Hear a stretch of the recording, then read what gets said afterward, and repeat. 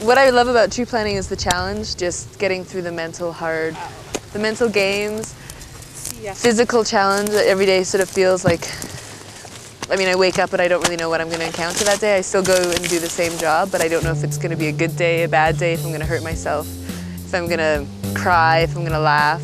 It's a roller coaster every day. Because of the energy output and because of the intensity, because of the hot sun, because of the ground, because of the place that you're living, the closeness to a river, whatever, it seems very idyllic in a lot of situations, and frequently it leads to some kind of like a better feeling about themselves. My brother-in-law is the same way. He used to plant too, and he's always whining about how out of shape he is and how he should go back to planting. He's an economist for the BC government, and he's still talking about wanting to go back planting because he's physically unfit.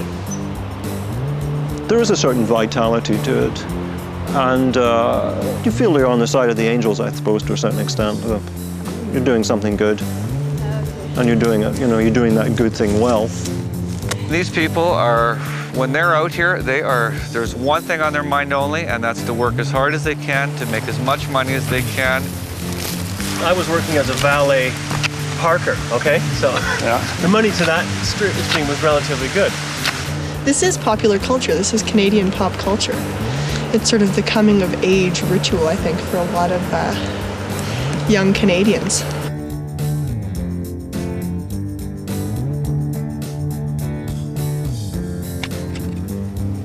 Did you nearly retire last year? Every year, baby. Every year. Packing it in. That's it. Last year. And then back again. Is that really how it goes with you?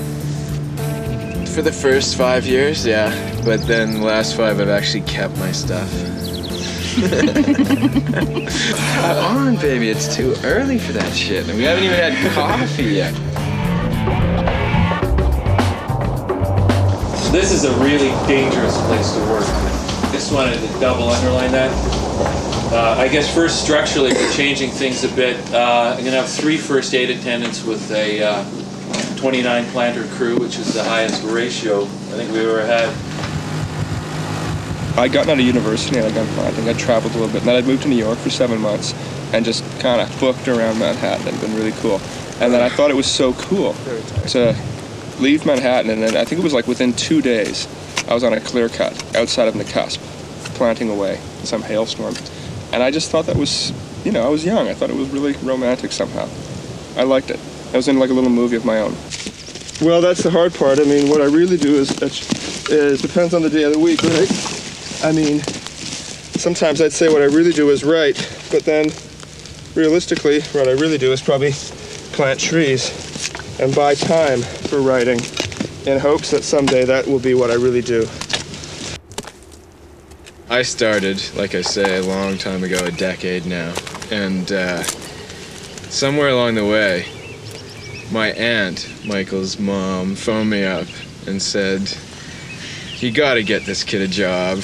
Come on. You gotta get him off the couch. It was a little bit of a slacker. He's listening to Al Green. He's drinking Chinese tea, and he's eating all my food, right? Get him out of here."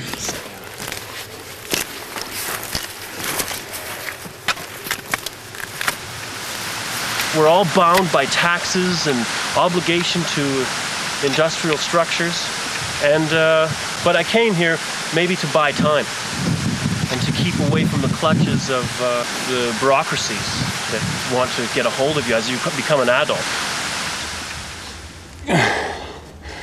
I studied business and worked in an advertising agency, and there I was in downtown Vancouver on the 18th floor looking out the window at all the people, and in advertising it's highly manipulative, and I just didn't feel comfortable with that.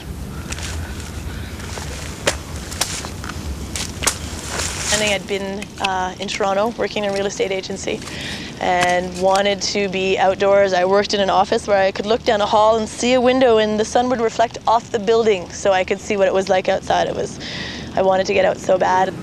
That's a classic. So I find each year with coming back from a winter, having a family that's here and having a community. I mean, there's certain characters that are down in the corner. It's just a beautiful setting where to be and people that are around. Well, tree planting is about taking a really repetitive, difficult task and making a game of it. And actually taking really difficult conditions, you know, wet, cold, steep terrain, and competing against yesterday's totals. You work really hard and then you have these moments of freedom. When you're tree planting, your winter is almost like that because you've worked really hard and you have enough money to have this chunk of time, this block of time that you can do whatever you want with, or you almost have the responsibility to do what you want with. You know, like the myth of Sisyphus, Albert Camus. He has the myth of the rolling the rock up the hill.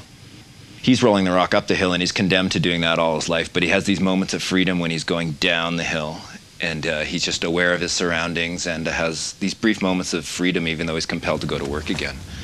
It's like tree planting. Even though it's hard work, you get these moments of freedom and contemplation.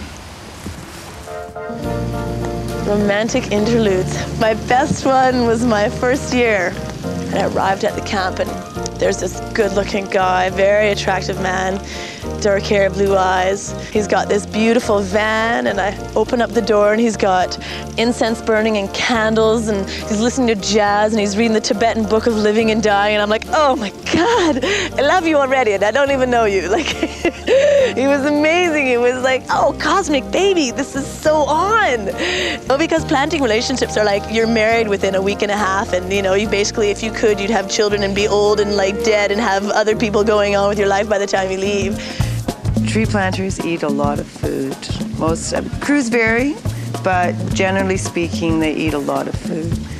The hardest part of the job is that it's relentless. Like you can't ever say, screw it. You can't, you know, just say I don't feel like cooking today and go lie down. You have to keep it up, keep it up, keep it up. We're gonna get the all-time favorite dressing. The other turkey. Here, Louis, is that what you want?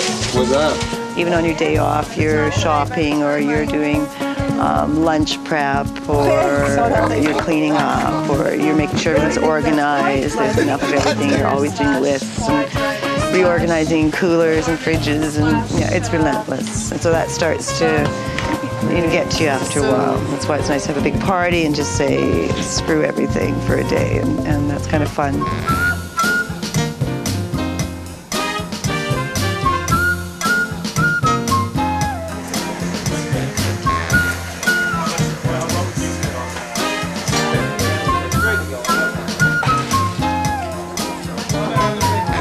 So basically the way the martini night works for the uninitiated is there's 3 different kinds of martinis. There's gin martinis, vodka martinis, and crantinis.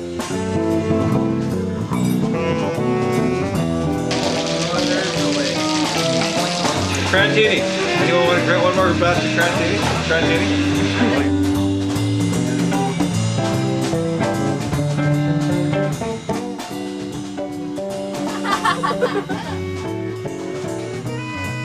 Tree planting is like the absolute mix of what Nietzsche in Birth of Tragedy called the Apollonian and Dionysic. Those are 2 great gods, and the Apollonian being a god of order who demands order, and Dionysius being a god of dance, drunkenness, and dismemberment, and total disorder and chaos. And that in tree planting there is this sort of regimented order of trees have to be planted so many feet apart, and all these different sort of specifications that must be followed. And workers must leave in their trucks at 7, return at 5, and dinner is prescribed at this point at 6.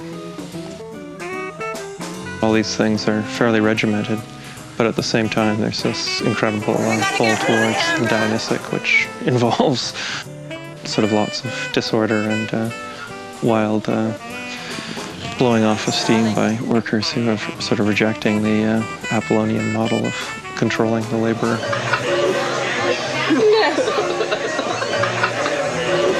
It's the 163 spruce right there that bounced off my leg today, just the corner. There? Yeah. What song were you singing? Oh, moving on up to the top. It's been the most therapeutic experience. It just is getting better and better every year because it's like I'm carrying less baggage.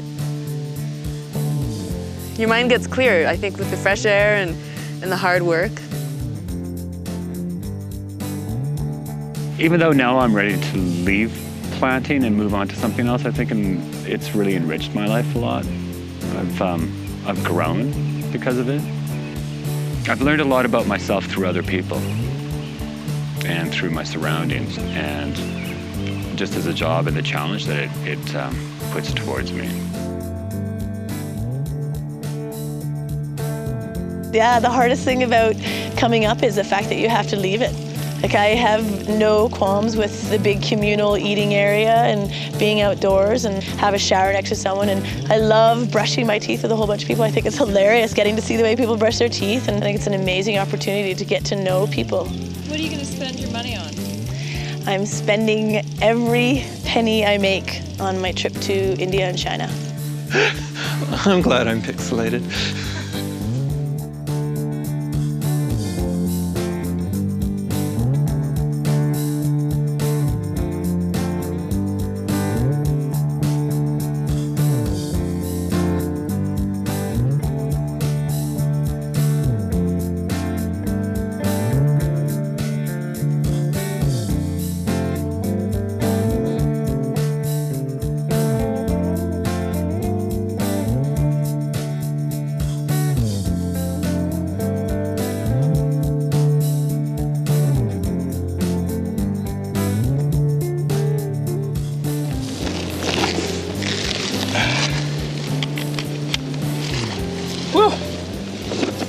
Last bag of the day.